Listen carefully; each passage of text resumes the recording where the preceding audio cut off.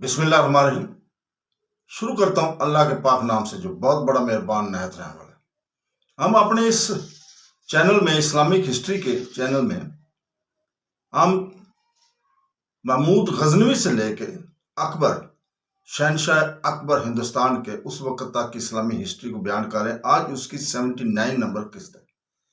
تو دوستو، ہم پچھلی قسط میں ہم نے بیان کیا تھا کہ شہاب الدین غوری نے اپنا ایک قاصد جو ہے رکن الدین حمزہ کو، اس کو راجہ پرتھوی کے پاس بھیجا تھا اپنا ایک قاصد بنا کے، اور اب وہ واپس آ چکا تھا۔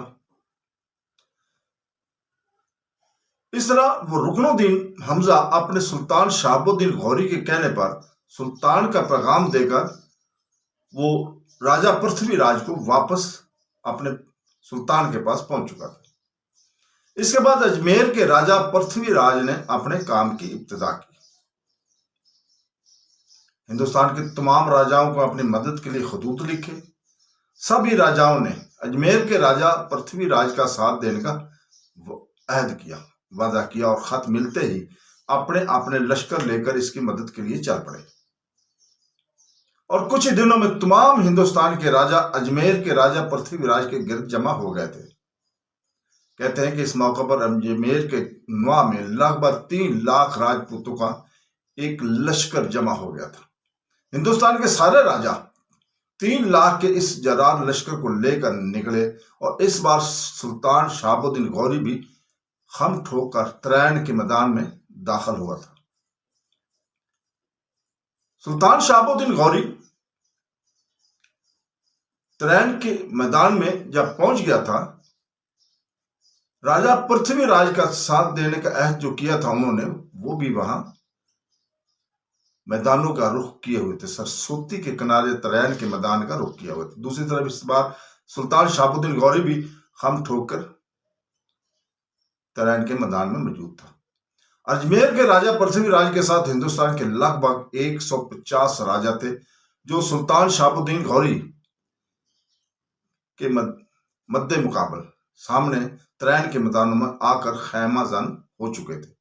پہلے انہوں نے بہادری کا ٹیکہ لگایا، پھر انتہائی بہادری اور جرات مندی سے کام لیے، اور جنگ کے دوران مسلمانوں کو تباہ و برباد کرنے کی قسم کھائی۔ ان سارے ہندو راجاؤں نے آپس میں یہ بھی عہد کیا کہ جب تک مسلمانوں کو ختم نہ کر لیں اپنی تلواریں میان میں نہ رکھیں گے۔ یہ انہوں نے قسم بھی کھائی اور عہد بھی کیا، اور دنیا میں ہمیشہ کے لیے ان کا نام رہے گا۔ ہندوستان کی یہ راجہ چونکہ شہاب الدین غوری کو ایک بار شکست دے چکے تھے، اس لیے ان کے حوصلے بہت بڑے ہوئے تھے۔ سلطان شہاب الدین غوری کے ساتھ جنگ کرنے سے پہلے ہندوستان سارے راجاؤں نے آپس میں طے کیا تھا کہ ابتدائی جنگ سے پہلے مسلمانوں کو شہاب الدین غوری کو ایک ہدایت نامہ بھیجا جائے، اور یہ ہدایت نامہ اس کے لیے تنبیہ ہو۔ اس ہدایت نامے میں ہندوستان کے سارے راجاؤں نے مل کر ایک خط کی صورت میں شہاب الدین غوری کو لکھا، جس کا مضمون کچھ اس طرح تھا: ہم ہندو راجاؤں کے لشکر کی کیفیت تو تمہیں معلوم ہو ہی گئی۔ یہ خط لکھا جا رہا ہے ہندو راجاؤں کی طرف سے شہاب الدین غوری کو، اور اس میں جو بیان کیا جا رہا ہے کہ ہم ہندو راجاؤں کے لشکر کی کیفیت تو تمہیں معلوم ہو گئی ہوگی۔ ہمارے ساتھ جس قدر لشکر ہے وہ تمہیں اور تمہارے لشکر کو تباہ و برباد کرنے کے لیے کافی ہے۔ معاملہ یہیں تک ختم نہیں ہوتا، دن بدن ہمارے لشکر کی تعداد بڑھتی جا رہی ہے، اور ہماری کمک کی صورت میں لشکر مل رہے ہیں، اور ہمارے لشکر کی تعداد روز بروز بڑھ رہی ہے۔ ہم اپنے ان لشکر کے ساتھ تمہارے خلاف حرکت میں آئیں گے تو ہمارے لشکر کے قدموں سے زمین کا سینہ کانپ جائے گا۔ اگر تمہیں اپنی جان عزیز ہے تو اپنے لشکریوں کی غربت پر رحم کھاؤ۔ ہم نے اپنے دیوتاؤں کے سامنے قسم کھائی ہے کہ اگر تم ہمارے ساتھ جنگ کرنے کے لیے ارادے سے باز آ کر واپسی کا ارادہ کر لو گے تو ہم تم سے کسی قسم کا تعرض نہ کریں گے اور تمہارا راستہ نہ روکیں گے، اور ہم تم پر رحم کھا کر تمہیں واپس جانے کی اجازت بھی دے دیں گے۔ اور اگر تم نے ہم سے ٹکرانے کا ارادہ کیا، ہم سے جنگ کرنے کی کوشش کی، تو کل صبح ہم اپنے 3000 ہاتھیوں اور بے شمار لشکروں کے ساتھ میدان جنگ کے میدان حشر بنا دیں گے، اور اس کا نتیجہ میں یقیناً تمہیں شکست کھا کر ذلت اور رسوائی کے ساتھ یہاں سے غزنی کی طرف بھاگنا بھی پڑے گا۔ یہ خط کا متن تھا۔ پرتھوی راج کے کاسد نے جب یہ خط سلطان شہاب الدین غوری کے سامنے پیش کیا، شہاب الدین نے وہ خط پڑھا، تب سلطان نے ان کے خلاف ایک جنگی ترکیب استعمال کی۔ اس خط کے جواب میں سلطان نے ہندوستان کے راجاؤں کو کہلا بھیجا کہ مجھے اس امر کا پورا اندازہ ہے کہ آپ کا خط محبت اور ہمدردی کے جذبات سے بھرپور ہے۔ میں آپ کی ہدایت پر ضرور عمل کرتا، لیکن کیا کروں، میں مجبور ہوں۔ میں اپنے بھائی غیاث الدین غوری کا محکوم ہوں اور اسی کے حکم کے مطابق تم لوگوں سے ٹکرانے کا عزم کیا ہے۔ اگر مجھے اتنی فرصت ملے کہ میں کسی قابل اعتبار قاصد کو اپنے بھائی کے پاس بھیج کر آپ کے لشکر کی کثرت اور قوت کا حال لکھ کر بیان کر سکوں اور اپنی کمزوری کی روایات بتا سکوں، تو مجھے یقین ہے کہ اس شرط پر صلح ہو سکتی ہے کہ سرحد اور پنجاب اور ملتان پر تو غوریوں کا قبضہ رہے اور باقی تمام ہندوستانی علاقے آپ کی حکومت میں چھوڑ دی جائے۔ یہ واپسی انہوں نے خط لکھا۔ سلطان شہاب الدین غوری کے اس خط سے ہندوستان کے راجاؤں نے یہ اخذ کیا کہ مسلمانوں کا لشکر واقعی بہت کمزور اور پریشانی کی حالت میں ہے، لہٰذا وہ قوت اور کثرت کے نشے میں سرشار ہو کر مسلمانوں کی طرف سے بالکل غافل ہو گئے، اور یہی سلطان شہاب الدین غوری چاہتا تھا، یہی ایک اس کا ٹرک تھا، یہی طریقہ تھا۔ ہندوستان کے سارے راجاؤں کو یہ جواب دینے کے بعد سلطان شہاب الدین غوری نے 2 کام کیے۔ پہلے یہ کہ اپنے لشکر کو اس نے بالکل چاقو چبند اور مستعد رہنے کی ہدایت کی اور ضرب لگا سکتا ہے، اور انہیں تاکید کی کہ وہ کسی بھی وقت دشمن کے خلاف حرکت میں آتا ہوا ضرب لگا سکتا ہے۔ ساتھ ہی اس نے اپنے سارے سالاروں اور لشکروں کے عمائدین اور عمرہ اور روسا کو اجلاس طلب کر لیا تھا۔ سلطان شہاب الدین غوری کے دائیں جانب قطب الدین ایبک، غیاث الدین خلجی، حسین خرمیل اور کچھ دوسرے سالار اور عمرہ بیٹھے ہوئے تھے، جبکہ دوسری جانب سلطان شہاب الدین کے وزیروں میں سے ضیاء الملک درمشی، محمد عبداللہ سنجری، لشکر کے قاضی شمس الدین بلگی، حاجب محمد علی غازی اور دیگر عمائدین اپنے منصب اور مراتب کے مطابق بیٹھے ہوئے تھے۔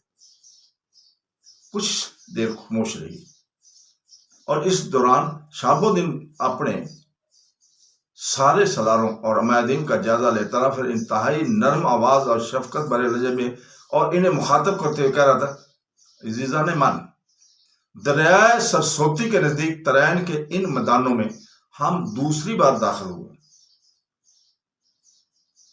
ترین کے میدانوں میں جب پہلی بار داخل ہوا تھا تو جنگ شروع کرنے سے پہلے مجھ سے کچھ کوتاہیاں ہوئی تھی، اب میں ان کا اعادہ نہیں ہونے دوں گا۔ تمہیں یاد ہوگا جہاں کہیں بھی میں نے جنگ شروع کی پہلے اپنے خداوند قدوس کے حضور دعا مانگتا ہوں، لیکن ترین کی پہلی جنگ میں ایسا کرنا بھول گیا تھا۔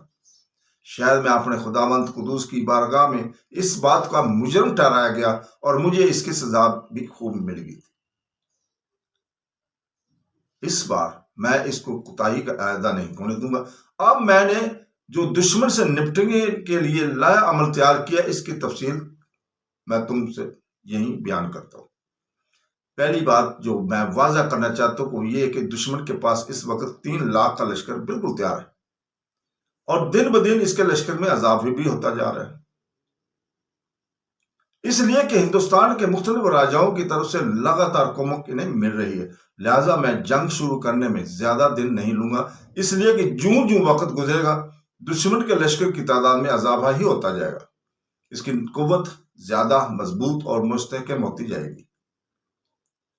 اس لیے میں چاہتا ہوں کہ قوت ایسا نہ ہونا دینا چاہیے تھا۔ دوسری طرف دوسری بات یہ ہے کہ جو تم پر واضح کرنا چاہتا ہوں وہ یہ ہے کہ دشمن کے پاس 3000 سدھائے ہوئے ہاتھی بھی ہیں جو جنگوں کے دوران پیش قدمی کر کے حملہ آور ہونے کی ماہر ہیں۔ اب ہم نے جہاں 3 لاکھ کے لشکر سے نپٹنا ہے، وہیں ہمیں 3000 ہاتھیوں سے بھی نپٹنا ہوگا۔ جو صورتحال اس وقت ہمارے سامنے ہے، اس کے مطابق دشمن کے لشکر کی تعداد ہمارے لشکر سے 3 گنا زیادہ ہے، اور یہ تعداد 4 گنا بھی ہو سکتی ہے۔ راجہ پرتھوی راج کا جو قاصد میرے نام خط لے کر آیا تھا، اس کا جواب میں نے اس انداز میں دیا ہے کہ وہ ہماری طرف سے تھوڑے غافل ہو جائیں گے۔ میں نے ان سے اپنے بھائی سے مشورہ کرنے کی مہلت مانگی۔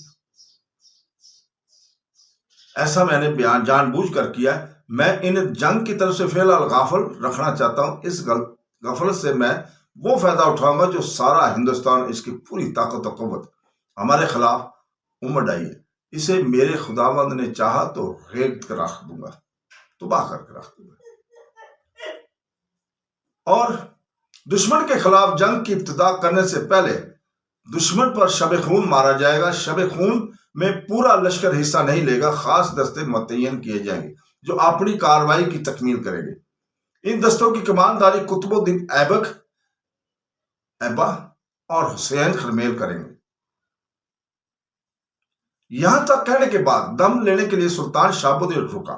اس کے بعد وہ پھر اس اپنے سالاروں اور عامدین کی مخاطب کرتے ہوئے کہہ رہا تھا، لشکر کو 4 حصوں میں تقسیم کیا جائے گا۔ ایک حصہ میرے پاس، دوسرا قطب الدین ایبک، تیسرا ایبا، چوتھا حسین خرمیل کی سرگردی میں ہوگا۔ لشکر کے وہ دستے جنہیں پڑاؤ کی حفاظت پر مقرر کیا جاتا ہے، انہیں میں ان لشکروں میں شامل نہیں کر رہا۔ اگر اس حصے کو بھی شامل کروں تو لشکر کے 5 حصے بنیں گے۔ پڑاؤ کے لیے جو راستے ہوں گے، ان کی کمانداری میں غیاث الدین خلجی کو سونپتا ہوں۔ ضیاء الملک درمشی، محمد عبداللہ سنجری اور قاضی شمس الدین بلبی بھی اس کے ساتھ رہیں گے۔ میرے ساتھ میرے نائب کی حیثیت سے محمد علی غازی اور امیر شکار ناصر الدین دونوں ہوں گے۔ میں نے دشمن کے ساتھ دو بدو جنگ کرنے سے پہلے جن پر شب خون مارنے کا منصوبہ بنایا دیا ہے، اس شب خون کے لیے میں نے اپنے دل میں قطب الدین ایبک، ایبا اور خرمیل کا انتخاب کیا۔ آپ لوگوں میں سے اگر اس میں کوئی تبدیلی کرنا چاہتا ہے تو اس کی اجازت ہے۔ اگر آپ لوگ یہ خیال کرتے ہیں کہ شب خون میں مجھے حصہ لینا چاہیے تو میں اس کے لیے بھی تیار ہوں۔ میں خود بھی اس میں شامل ہو سکتا ہوں اگر آپ کی اجازت ہو تو۔ اپنی بات کو آگے بڑھاتے ہوئے سلطان شہاب الدین مزید کچھ کہنا چاہتا تھا کہ اس موقع پر قطب الدین ایبک اپنی جگہ سے اٹھا اور سلطان کو مخاطب کر کہنے لگا، سلطان محترم، خداوند قدوس کو منظور ہوا تو شب خون کے لیے میں حسین، خرمیل، ایبا یہی کافی ہے۔ اللہ کو منظور ہے تو آپ دیکھیں گے کہ ایک بار ہم دشمن کی صف کو لا کر رکھ دیں گے اور ان پر ثابت کریں گے کہ ترائن کے میدان میں اگر ہمیں پسپائی اور ہزیمت اختیار کرنا پڑی تھی تو ہزیمت اور پسپائی کا داغ ہمارے اپنے دشمن کے ماتھے پر بھی ہے۔ شب خون ہمارے لیے آسان ہوگا، اس لیے کہ ہمیں ہاتھیوں سے نپٹنا نہیں پڑے گا۔ اس موقع پر میں بھی کہوں گا کہ شب خون بالکل شب کے آخری حصے میں مار جائے گا، اور گہری نیند کا غلبہ ہوتا ہے اس وقت، اور شب کے آخری حصے میں ہمیں دشمن پر ضرب لگانے کا بھی موقع خوب ملے گا۔ قطب الدین ایبک اپنی بات مکمل کرنے کے بعد جب اپنی نشست پر بیٹھ گیا، تب سلطان شہاب الدین غوری اس کی طرف دیکھتے ہوئے مسکراتا رہا، پھر کہنے لگا، قطب الدین میرے عزیز، جو کچھ تم نے کہا یوں جانو میرے دل کی آواز ہے، اور تم نے جو کہا میرے بچے ایسا ہی ہوگا۔ مجھے پہلے ہی یقین اور بھروسہ تھا کہ تم ایبا اور خرمیل یقیناً دشمن پر جان لیوا شب خون مارنے میں کامیاب رہو گے۔ اس میں سب سے زیادہ اہمیت دے رہا ہوں، اسی بنا پر میں نے حسین خرمیل کو بھی آپ طلب کر لیا ہے۔ اب جب کہ شب خون تک معاملہ ہمارے درمیان طے ہو گیا ہے، اور جو بات میں آگے کہنا چاہتا ہوں غور سے سننا۔ جس رات دشمن پر شب خون مارا جائے گا، اگلے روز دشمن کے ساتھ پورے لشکر کے ساتھ جنگ کی ابتدا سامنے کریں گے۔ جیسا کہ میں پہلے بتا چکا، دشمن کے لشکر کی تعداد 3 لاکھ ہے، ان کے پاس 3000 ہاتھی بھی ہیں۔ میں بھی جانتا ہوں تمہیں بھی اس بات کا خاصا تجربہ ہے کہ ہندوستان کے سارے راجا جب ہم پر حملہ آور ہونے کے لیے پیش قدمی کریں گے تو اپنے ہاتھیوں کو آگے رکھیں گے، ہاتھیوں کے اندر ان کی سمیں بھی آگے بڑھتی رہیں گی۔ اس طرح ہمیں بیک وقت 2 پیش قدمیوں کا مقابلہ کرنا پڑے گا، ایک ہندوستان کے لشکروں کی پیش قدمی اور دوسری ہاتھیوں کی پیش قدمی۔ اور میرے خیال میں جنگ میں ہمارے لیے یہ سب سے بڑا اور مشکل مرحلہ ہوگا۔ اس جنگ میں سلطان شہاب الدین غوری رکا، پھر اپنی بات کو آگے بڑھا رہا تھا۔ اس کٹھن مرحلے سے نمٹنے کے لیے میرے ذہن میں ایک اور ترکیب ہے کہ تم لوگوں سے جو کوئی بھی اس میں تبدیلی کرنا چاہتا ہے وہ کرے۔ اس سے بہتر تجویز پیش کرنا تو میرے کھلے دل سے اس کا خیر مقدم کروں گا۔ اس وقت میرے ذہن میں ہے کہ وہ تم سے کہتا ہوں، شب خون کے اگلے روز دشمن سے ٹکرانے کے لیے ہم لشکر کی صفیں درست کر لیں گے۔ ہمارے شب خون کی وجہ سے چونکہ دشمن کو خاصا نقصان اٹھانا پڑے گا، لہذا وہ فی الفور ہم سے انتقام لینے کے لیے جنگ کی ابتدا کرنا چاہیں گے۔ صفیں درست کرنے کے بعد ہم ہندوستان کے لشکر کو موقع دیں گے کہ وہ ہم پر حملہ آور ہونے سے پہلے ہم پر حملہ ہونے کے لیے پہل کرے۔ اس طرح ہمارا دشمن جو ہے وہ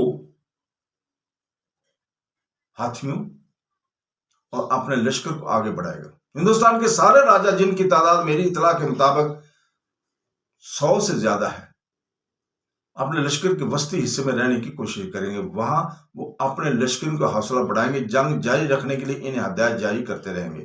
اب ہم نے جو سب سے پہلا کام کرنا ہے وہ یہ ہے کہ ہمارا لشکر پہلے کی طرح 4 حصوں میں تقسیم رہے گا، اور ایک حصہ میرے پاس، دوسرا قطب الدین ایبک اور تیسرا ایبک کے پاس، اور چوتھا حسین خرمیل۔ ہم چاروں نے اپنے اس لشکر کے کچھ ایسے تیر انداز مقرر کریں گے جن کی ذمہ داری ہوگی کہ صرف یہ کام ہوگا کہ وہ اپنے تیروں سے ہاتھیوں کا نشانہ بنائیں گے، اور دوسری لشکری ہاتھیوں کے اندر جو دشمن کے لشکر کی صفیں ہوں گی انہیں اپنا ہدف بنائیں گے۔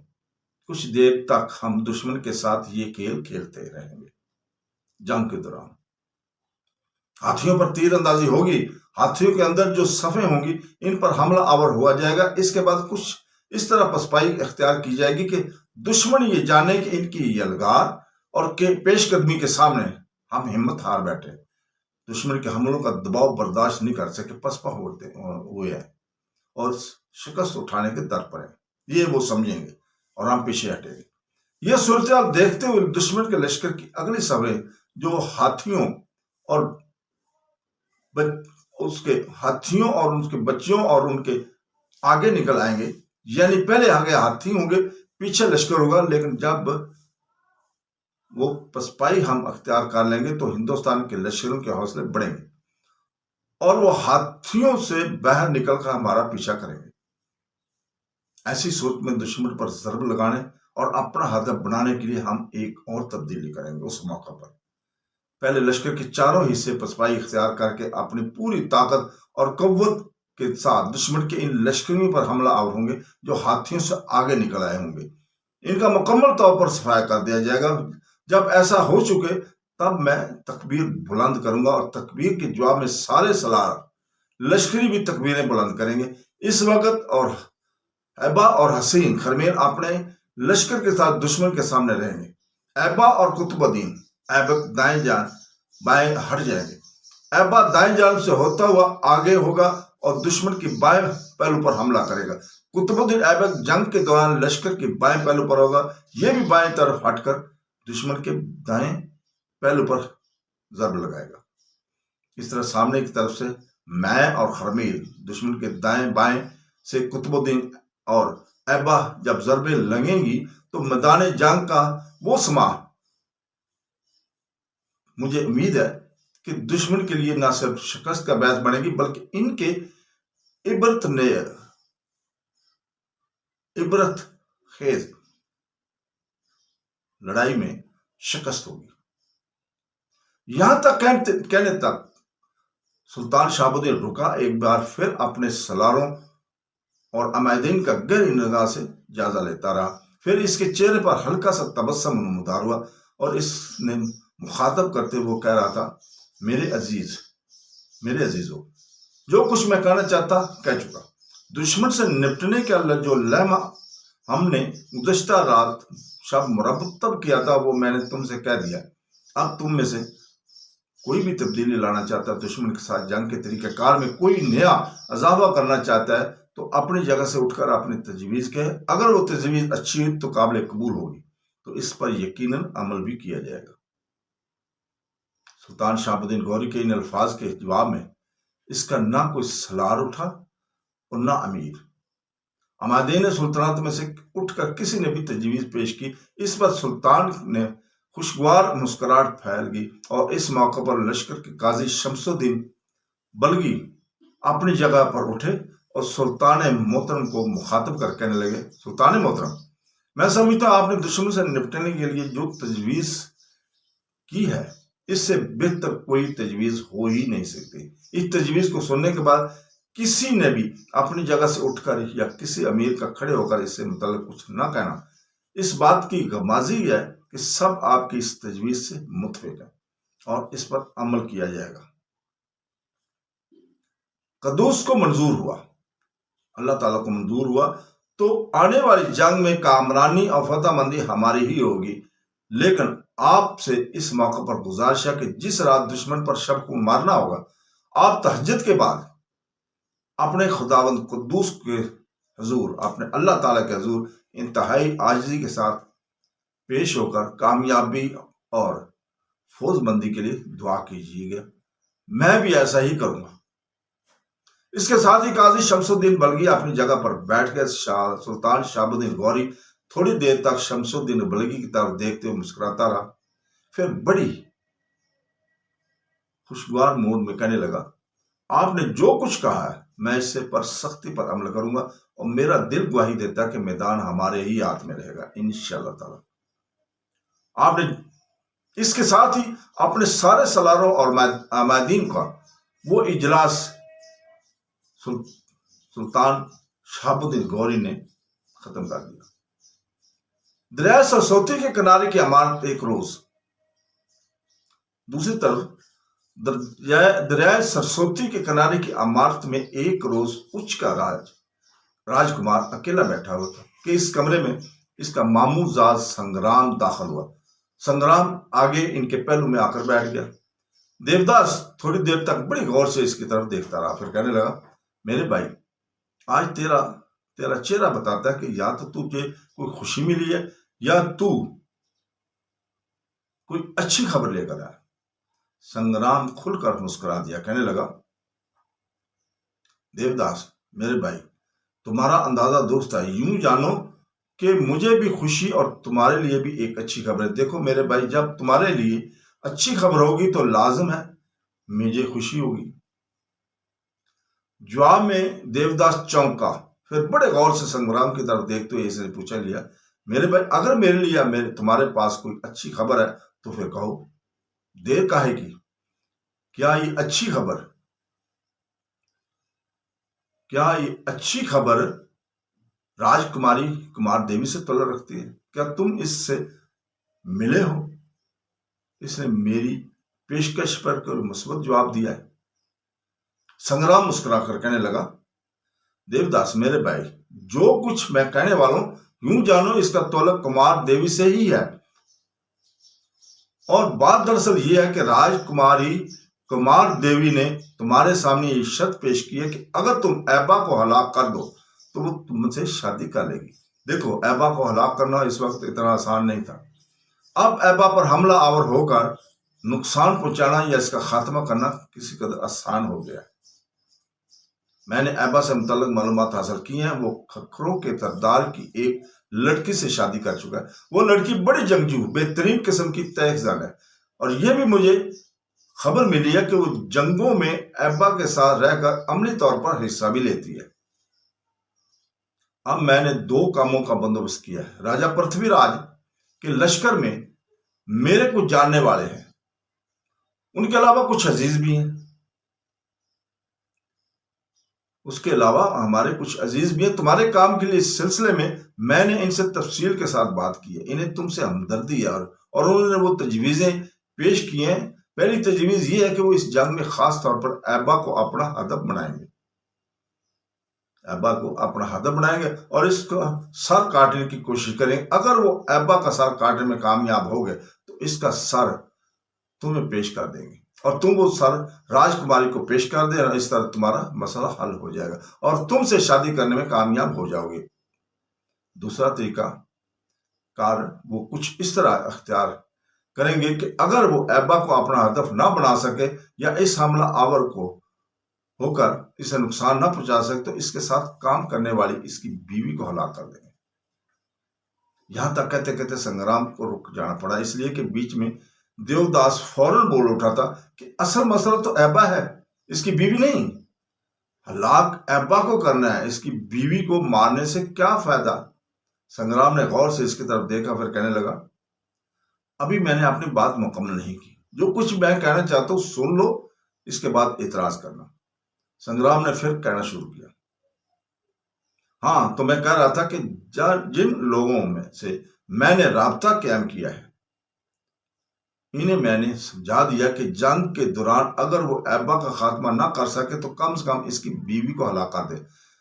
دیکھو دیوداس، اس جنگ میں حصہ لینے کے لیے نہر والا کا راجا بھیم سنگھ اور اس کا بیٹا رام دیو بھی آیا ہوا ہے۔ اپنے جن آدمیوں سے میں نے رابطہ قائم کیا ہے ان میں سے یہ بھی گزارش کی کہ جہاں وہ ایبا کی بیوی کا خاتمہ کریں گے وہاں راجکماری کمار دیوی کے بھائی رام دیو کو بھی ختم کر دیں۔ سنگرام کے ان الفاظ پر اچھلنے کے انداز میں دیوداس چونک اٹھا تھا، پھر ناپسندگی کا اظہار کرتے ہوئے کہنے لگا، سنگرام میرے بھائی، یہ تم کیا کر رہے ہو؟ تم تو وہ کام کرنا چاہ رہے ہو کہ اگر راجکماری کمار دیوی مجھ سے شادی کرنا چاہے تب بھی کرنے سے انکار کر دے۔ دیکھو پہلے تو میری سمجھ میں یہ بات نہیں آتی کہ تم ایبا کی بیوی کو کیوں ہلاک کرنا چاہتے ہو؟ اس بیچاری کا کیا قصور؟ اس کو ایبا کے ساتھ ہی رہنے دو۔ اس طرح کم از کم یہ راجکماری کسی موقع پر ایبا کی طرف تو مائل نہیں ہو سکے گی اور نہ اس کے پاس جا سکے گی۔ خاتمہ تو ہمیں ایبا کا کرنا چاہیے۔ ساتھ تم نے ایک اور شوشہ کھڑا کر دیا کہ رام دیو کا بھی خاتمہ کرنے لگے، کیونکہ میری قسمت کے غبارے سے ہوا اس وقت نکالنے لگے ہو۔ جو جواب میں سنگرام مسکرایا اور کہنے لگا، ابھی تک میں نے اپنی بات مکمل نہیں کی ہے۔ بات مکمل نہیں کیا؟ تم قبل از وقت بول اٹھے ہو، ہاں تو میں رام دیو کو قتل کرنے کے لیے کہہ رہا تھا۔ دیکھو جب رام دیو قتل ہو جائے گا تب ہم راجکماری کمار دیوی کے پاس آئیں گے۔ اگر تو اپنے ہم ایبا کا خاتمہ کرنے میں کامیاب ہوگے تو ایبا کا کٹا ہوا سار اس کے سامنے پیش کر دیا جائے گا۔ اس طرح تم اپنا گوہر مقصود پانے میں کامیاب ہو جاؤ گے۔ اگر ہم ایسا نہ کر سکے تو ہم دونوں راجکماری کے پاس جائیں گے اور اس سے کہیں گے کہ کمار دیوی کے بھائی رام دیو نے جنگ کے دوران ایبا کی بیوی کو ہلاک کر دیا ہے، جو اس کے ساتھ جنگ میں حصہ لے رہی تھی، اور اس کے رد عمل کے طور پر ایبا نے کمار دیوی کے بھائی رام دیو کو موت کے گھاٹ اتار دیا۔ جب یہ خبر راجکماری کی کمار دیوی کو کانوں میں پڑی جائے گی تو یاد رکھنا کمار دیوی کے دل میں اگر ابھی تک ایبا کی محبت نہ صحیح ہمدردی کا بھی کوئی جھونکا ہے تو وہ بھی ختم ہو کر رہ جائے گا۔ حالات اس تمہاری طرف آنے سے روک نہیں سکیں۔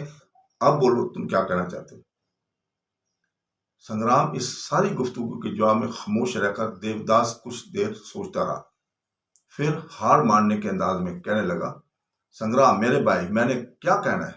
مجھے تو راجکماری کمار دیوی کی ضرورت ہے، اس سے محبت کرتا ہوں اور اس کی شادی کرنا چاہتا ہوں۔ اس کے ساتھ ہی دونوں ہاتھ میں ہاتھ ڈالے اس کمرے سے نکل کر اپنے آپ کو خوب مسلح کر کے دریائے سرسوتی کے کنارے ترین کے میدان کی طرف وہ رخ کر رہے تھے۔ تو دوستو یہیں پہ رکتے ہیں، اگلی قسط کل انشاءاللہ تعالی اسی وقت آپ کے سامنے پیش کی جائے گی۔ اللہ حافظ۔